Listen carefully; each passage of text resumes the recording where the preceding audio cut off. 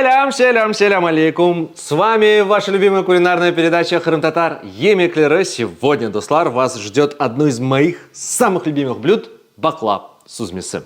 Яда лахшалы бакла сузмисы. Это значит, что она будет с макаронами или с лапшой, кому как угодно, удобно. У меня здесь фасоль, я ее замочил заранее, на ночь. И сейчас мы ее будем отваривать. Это займет около 40 минут, поэтому... Не теряя времени, отправляем фасоль сюда. Не всю, здесь много, здесь целый килограмм. Нам где-то половину мы в воду отправим.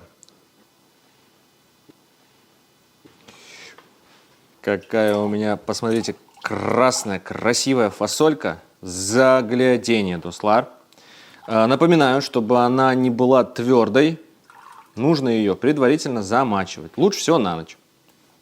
Так, около полкилограмма фасоли. Сейчас будем варить. Варить мы его будем около 40 минут. Добавим соль, кстати, за несколько минут до готовности фасоли. Будем ее периодически проверять, потому что сейчас нет смысла никакого сыпать соль. Фасоль сейчас твердая, соль в нее не проникнет, как следует она ее не просолит, поэтому соль будем сыпать за несколько минут до готовности, когда фасоль будет мягкая и готова к тому, чтобы просолиться. Сейчас будем приступать к тесту. Будем готовить тесто, и пока мы это будем делать, я вам напомню об ингредиентах, точнее проговорю впервые, потому что я этого еще не сделал. Достла, что нам понадобится? Давайте начнем с пол-литра чистой воды. Туда мы отправим соль, посолим ее как следует, потому что от этого зависит соленость и вкус теста, то есть лахши, которая получится на выходе. Вообще блюда из теста это, наверное, одни из самых основных в рационе крымских татар. С тестом было много блюд, довольно часто использовали муку.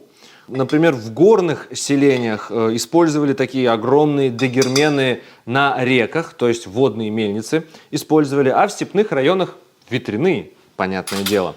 Итак, Достлар, будем просеивать муку. Я уже в одном из выпусков про локум, это один из предыдущих выпусков, рассказывал, почему это нужно делать. Делайте это, Достлар, пожалуйста. Итак, просеиваем муку.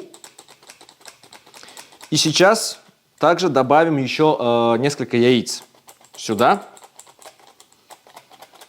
когда более-менее оно все замешается. Яйца придадут тесту такой вкус, эластичность. Это нам нужно. Но для начала просеем несколько стаканов муки. По ингредиентам, Достлар, все, что нам сегодня понадобится, это, соответственно, мука, чистая вода, понятное дело, фасоль, соль, перец черный молотый, топленое масло, растительное масло и также лук. Кто-то делает поджарку из лука, кто-то нет. Минамбетам, например, не так часто делала поджарку из лука, но мы сегодня сделаем как раз-таки тот вариант, когда поджарка из лука будет делаться. Достаточное пока что количество муки мы просеяли. Сейчас это все дело перемешаем и будем добавлять яйца туда. Так, о, красота. Сейчас сделаем такой первый замес ложкой, а потом приступим. Будем замешивать руками это все дело. Мне очень нравится замешивать тесто руками. Что-то в этом есть. Какое-то медитативное такое чувство, как будто что-то там живое есть. И, не знаю, это довольно приятно, как у меня племяшка играется с кинетическим песком иногда. Также я вот люблю иногда позамешивать тесто.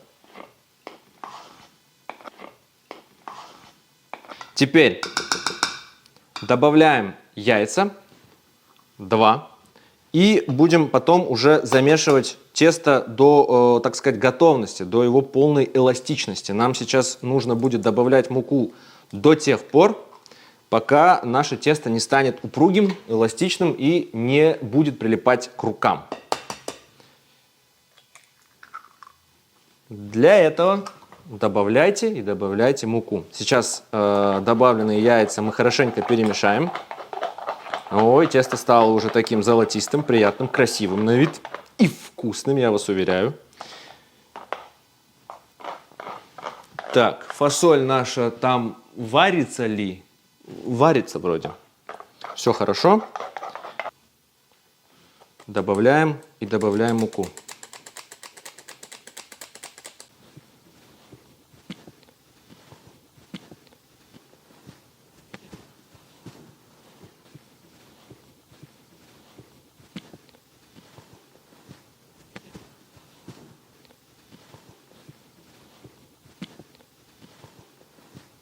Тесто наше готово для вымешивания на доске. Оно нам нужно упругое, эластичное, поэтому я буду 10 минут его вымешивать. Если липнет к рукам, не стесняйтесь, добавляйте муки. Но тоже нужно здесь сохранить определенный баланс. Потому как если вы добавите слишком много муки, тесто будет довольно твердое, и лапша у вас получится, ну, не то чтобы приятная. Поэтому до слар во всем важно соблюдать золотую середину. Посмотрите, какое у нас тесто красивое, упругое получилось. Во, красота. Сейчас мы его откладываем на 10 минут. Можно в холодильник даже положить. Даем ему, так сказать, отдохнуть, отлежаться. И потом будем раскатывать так называемый яим. Мы уже делали это в нескольких выпусках. Татараш, Йиреаш, посмотрите их обязательно, ссылочку мы на них оставим в описании. Вот, а мы пока будем отдыхать, и так тоже иногда нужно делать. Увидимся.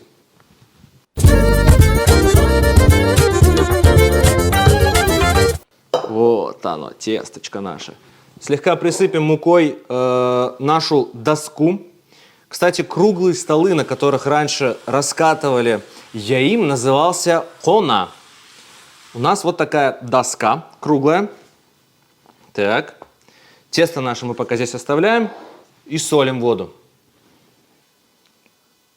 Так, вот такую хорошую столовую ложку соли мы добавим и аккуратно все это дело размешаем. Еще раз закрываем крышкой. Так. И оставляем на 5 минут. Так, у нас теста получилось много. Мне так много не нужно. Я отрежу от него треть. Так, нет. Мне нужен нож побольше.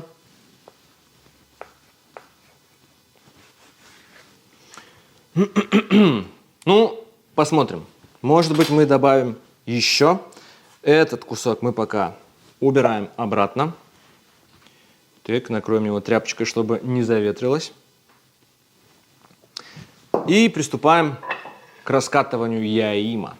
Давненько я его не делал. Вот этот процесс не из легких. Однако при должной сноровке, при постоянном делании это можно делать довольно быстро. Я, например, в Турции, в Стамбуле видел, как там есть такие кафешки. Женщины там сидят возле таких небольших хона, и они раскатывают яим буквально за мгновение. И я не понимаю, как они это делают. Они берут скалкой так раз, два, три, четыре, пять, все, он готов. Я сейчас буду делать это подольше. Я больше снимаюсь, чем готовлю. Поэтому, наверное, вам придется... Да нет, не придется. Мы на монтаже вырежем мои мучения и вернемся, когда я раскатаю красивый, круглый, тонкий яим. Дуслар. Ну, что-то получилось. По крайней мере, оно тонкое. Достаточно для того, чтобы сделать из него лахша, но не очень красивое. Что мы делаем дальше? Мы будем закручивать наш яим на оклав. Я так уже делал. Опять же, в выпусках про Йиреаш. Посмотрите их. Закручиваем вот таким вот образом яим. А потом мы его разрежем посередине. Сейчас покажу как. Так, нам нужно его развернуть вот таким образом. Готовы? Смотрим внимательно. Если получится, то будет классно. Вот здесь посередине мы разрезаем наше тесто. Так. Надо бы делать это легким и уверенным движением, конечно, но когда опыта нет постоянного.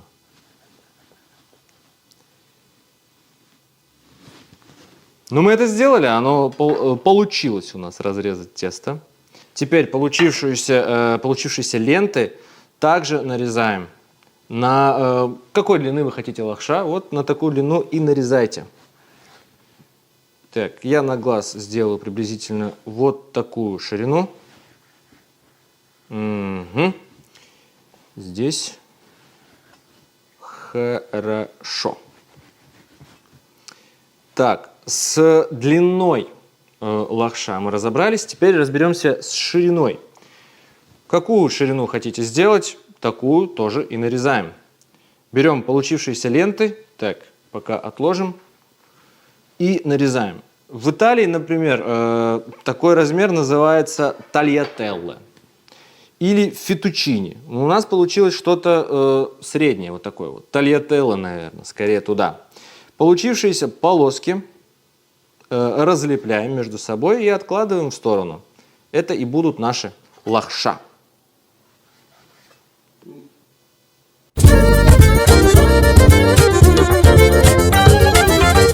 Мы нарезали нашу лахша, достали уже фасоль, вот она у нас. Что мы теперь делаем, Дуслар? Мы сейчас лахша нашу пока откладываем и приготовим поджарку. Для этого просто нарежем лук и поджарим его с топленым маслом. А потом оставшееся топленое масло от лука мы им польем уже готовое сформированное блюдо, так сказать. Лук нарежем просто перьями, полукольцами, кому как удобно.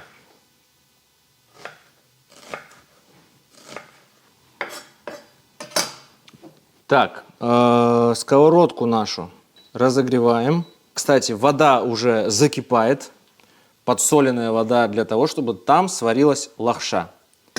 Так, ну, столько масла, мне кажется, будет вполне достаточно, хотя нет. Мы же им еще будем поливать готовое блюдо, поэтому немножечко больше масла растопим в сковороде. Так, вот здесь я, Дуслар, подготовил сюзме. Мы сейчас туда покрошим чеснок, мы сейчас туда покрошим зелень. О, какое это будет потрясающее дополнение к нашему блюду. Это просто фантастика.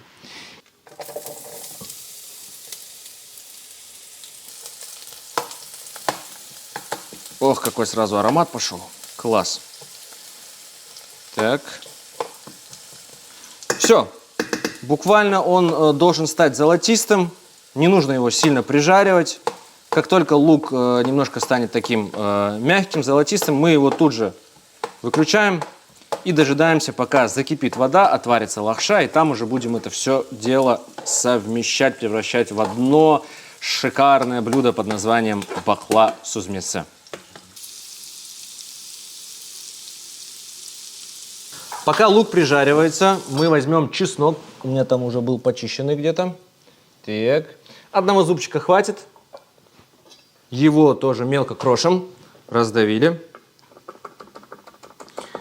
Точно так же крошим зелень и отправляем его в нашу замечательную закуску сузма.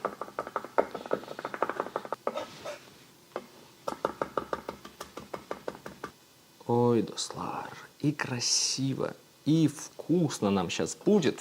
Буквально не могу уже дождаться. Размешаем это все хорошенько дело. Так. Ну все, я думаю, мы уже приготовились по максимуму. Все, что нам осталось сделать, все наши ингредиенты совместить в одно, подать и съесть. С удовольствием, я надеюсь.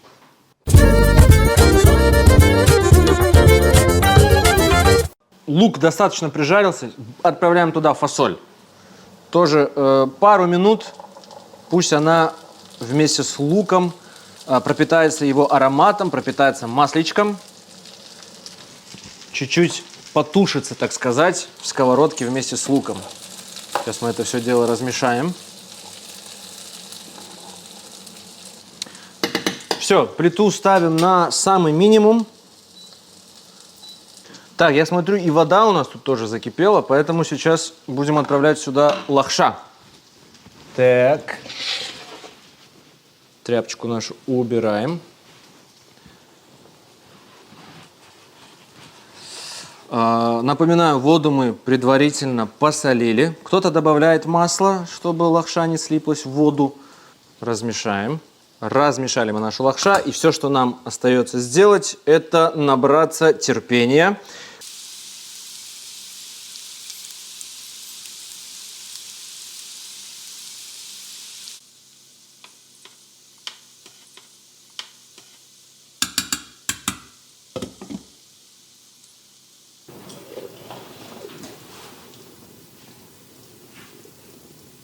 Так, воду слили.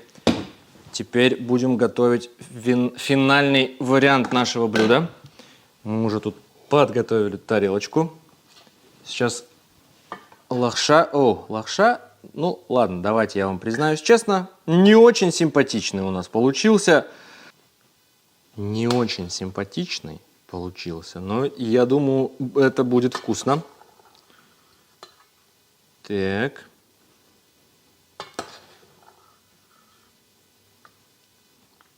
Пока, ну ладно, еще чуть-чуть. Теперь кладем фасоль, конечно же, побольше фасоли. Так, и теперь все это дело поливаем растопленным топленым маслом. Так. Будем пробовать. Бахла сузмесе. Его можно подавать и есть по-разному. Я, например, в последнее время люблю его с соевым соусом. Или вот, например, с такой вот сузма. А еще лучше, вы знаете, отдельный вид наслаждения. Попробовать его на следующий день поджаренным в сковороде.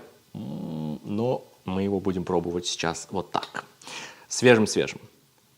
Итак, что у нас получилось?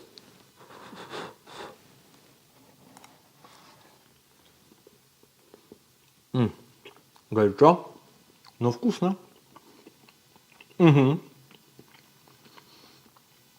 Ну, наверное, до того бахла сузмесе, который готовила Менум Битам, этому пока есть куда расти, но это вкусное блюдо. А самое главное, это крымско-татарское блюдо. Это значит, что его нужно обязательно приготовить и попробовать. Достлар, напоминаю, с вами был Крым-татар Емеклера. Бахла сузмесе. Простое, но очень питательное и вкусное блюдо. Я его сейчас буду есть за кадром.